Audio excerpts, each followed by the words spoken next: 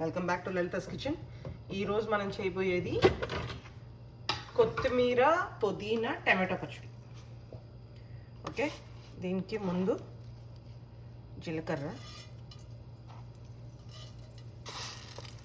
మినప్పప్పు, చేతి నిండా మినప్పప్పు.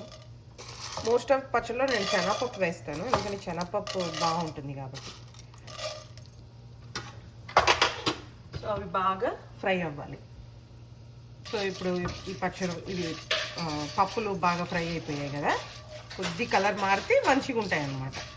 ఓకే, ఇప్పుడు దీంట్లో మనం కారానికి సరిపడేటట్టు పచ్చిమిరపకాయలు, ఎండుమిరపకాయలు పోపులో వేసుకోవచ్చు. ఇప్పుడేమో ఓన్లీ పచ్చిమిరపకాయలు అన్నమాట. ఒక 2 వెల్లుల్లి రెబ్బలు. వన్స్ పచ్చిమిరపకాయలు ఫ్రై అయిపోయిన తర్వాత మనం పుదీనా కొత్తిమీర కట్ చేసి పెట్టుకున్న పుదీనా కొత్తిమీర ఉంటుంది కదా, దాన్ని వేసుకోండి.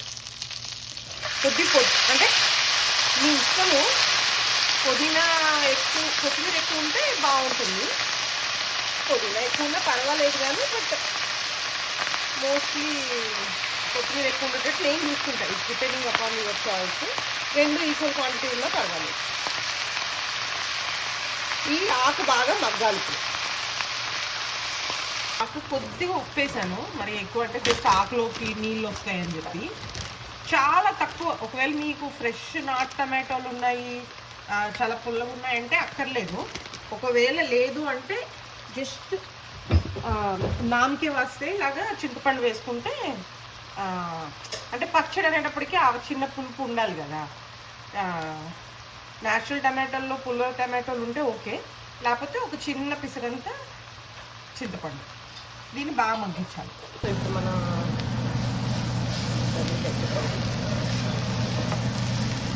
దీంట్లో మనం కట్ చేసుకున్న టమాటో వేస్తాం.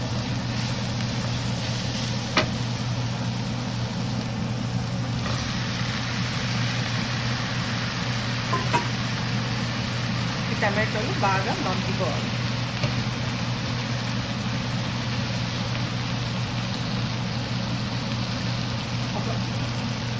ఒక 2 LPs టమాటోలు పడతాయి. టమాటాలు ఎక్కువ ఉన్నా బాగానే ఉంటుంది, కానీ ఆకు ఎక్కువ కానీ ఆకు వగరు రాకుండా ఉంటే చాలు. సో ఇప్పుడు దీన్ని బాగా మగ్గించాలి. దీనికి ఇందాక మనం ఓన్లీ గ్రీన్ వాటికి పుదీనాకి కొత్తిమీరకి సరిపడా ఉప్పు వేసుకున్నాం కదా. ఇప్పుడు టమాటోలకు ఉప్పు వేసుకుంటే కొద్ది వాటర్ యాడ్ అవుతుంది.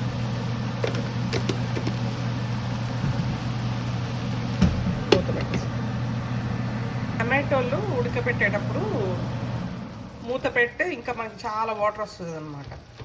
సో మీరు ఉడకబెట్టేటప్పుడు చూసుకొని ఉడకబెట్టుకోండి. ఇప్పుడు మనకి మంచి టమాటోలతో పైన స్కిన్ బాగానే ఊడిపోతుంది కదా. సో ఇప్పటికి ఉడికిపోయినట్టు. ఈ వాటర్ మనం కొద్దిగా జాగ్రత్తగా ఎవాపరేట్ చేసేసుకుంటే ఉడికిపోతుంది. దీన్ని ఉడికాక బాగా చల్లారించాలి. ఇప్పుడు ఇది ఉడుకుతుంది కదా, దీన్ని మనం బాగా ఒక 1 అవర్ పాటు అంటే చల్లారిచ్చాక అప్పుడు గ్రైండ్ చేసుకోవాలి. లేకపోతే వేడి మీద చేస్తే మీకు తుల్లే ప్రమాదం ఉంటుంది. ప్లస్ మెయిన్ రోట్లో వేసేటప్పుడు వేడి వేయకూడదు అనమాట. మనకి పార్వతీదేవి స్వరూపం అంటాం కదా రోట్, అది మిక్సీగా అన్నా గ్రైండర్ అన్నా ఏదన్నా అమ్మవారి స్వరూపం కాబట్టి వేడి ఫుడ్ ఎట్లైనా పెట్టలేం కదా. సో దానివల్ల కొద్దిగా చల్లించాలి, అది మనకు కూడా హెల్ప్ అవుతుంది. ఓకే, ఇలా అయిన తర్వాత కొద్దిగా వాటర్ దగ్గరికి అయిపోయినాక దీన్ని ఆపేస్తాను. ఆపేసి దీన్ని గ్రైండ్ అయిన తర్వాత ఇంపార్టెంట్ థింగ్ ఏంటంటే పోపు. మళ్ళీ పచ్చడి కదా, రోటి పచ్చడి అనేటప్పటికి పోపు చాలా ఇంపార్టెంట్. సో మనం పోపు పెట్టుకుందాం. ఓకే, నేను ఇట్లా కన్సిస్టెన్సీలో ఉన్నప్పుడు ఆపేస్తున్నాను. ఆపేసి దీన్ని ఒక 1/2 అవర్ ఇలా వదిలేసి అప్పుడు దీన్ని పచ్చడి పట్టుకుంటాం, గ్రైండ్ పట్టుకుంటాం. కొద్దిగా దగ్గరికి చేసినా బాగానే ఉంటుంది, బట్ ఈ మాత్రం ఉన్నా కొద్దిగా కలుపుకోవడానికి ఈజీ కూడా ఉంటుంది, మరి ముద్దలాగా అయిపోకుండా. ఓకే, దీన్ని ఒక 10 మినిట్స్ అట్లా వదిలేస్తే మనకి రూమ్ టెంపరేచర్ చల్లగా అయిపోతుంది. అప్పుడు మనం గ్రైండ్ చేసుకోవాలి మెత్తగా. సో ఇప్పుడు మనం పోపు పెట్టుకున్నాను. మిక్సీ చేసేసాను పచ్చడి. పోపు, ఆవాలు, మినప్పప్పు,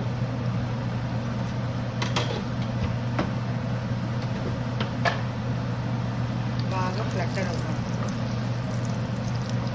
ఆవాలు ఎప్పుడు చిదగాలన్నమాట. చిదగకపోతే మనకి టేస్ట్ రాదు.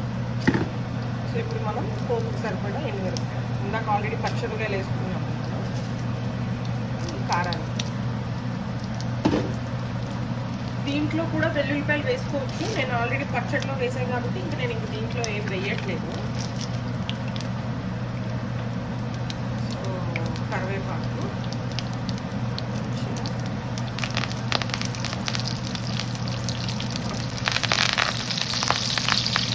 పోపు, రసము, సాంబారు, ఉప్మా,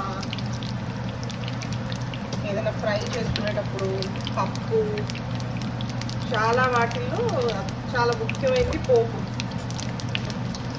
పోపు బాగోపోయినా, పోపు మాడిపోయినా మీకు టేస్ట్ మారిపోతుంది అన్నమాట. కొద్ది హింగు వేస్తున్నా.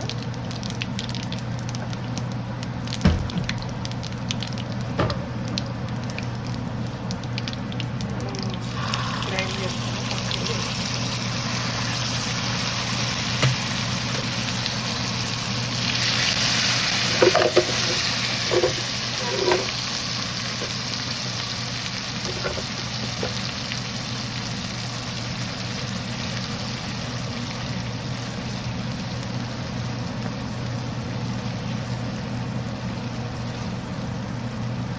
యమ్మీ టమాటో, పుదీనా, కొత్తిమీర పచ్చడి రెడీ.